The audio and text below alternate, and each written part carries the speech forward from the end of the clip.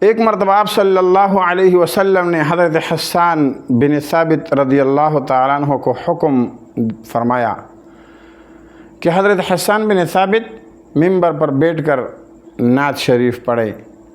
تو حضرت حسان بن ثابت رضی اللہ تعالیٰ عنہ نے آپ صلی اللہ علیہ وسلم کی تعریف شروع کی اور فرمایا وَأَحْسَنُ مِنْكَ لَمْ تَرَ قَطُّ عَيْنِي وَأَجْمَلُ مِنْكَ لَمْ تَلِدِ النِّسَاءُ خُلِقْتَ مُبَرَّأً مِّن كُلِّ عَيْبٍ كَأَنَّكَ قَدْ خُلِقْتَ كَمَا تَشَاءُ وَأَحْسَنُ مِنْكَ لَمْ تَرَ قَطُّ عَيْنِي۔ اے اللہ کے رسول صلی اللہ علیہ وسلم، آپ سے زیادہ حسین انسان حلیے کے اعتبار سے آج تک میرے آنکھوں نے کبھی دیکھا نہیں۔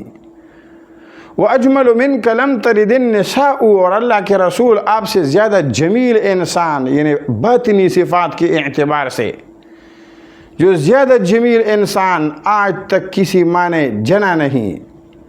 خلقت مبرأ من کل عیب، اللہ کے رسول آپ ہر عیب سے بری پیدا کیے گئے ہیں۔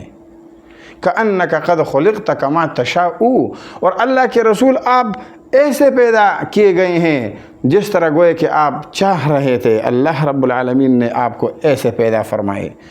اللہ رب العالمین نے آپ صلی اللہ علیہ وسلم کو ظاہری اور باطنی محاسن کا اور صفات کا ایک مجموعہ بنایا تھا، جو کہ آپ صلی اللہ علیہ وسلم کی پوری امت کے لیے ایک عظیم نمونہ ہے، اور اولین اور آخرین مخلوقات کے اعتبار سے رب العالمین نے آپ صلی اللہ علیہ وسلم کو ایک نمونہ بنا کر دنیا میں بھیجا۔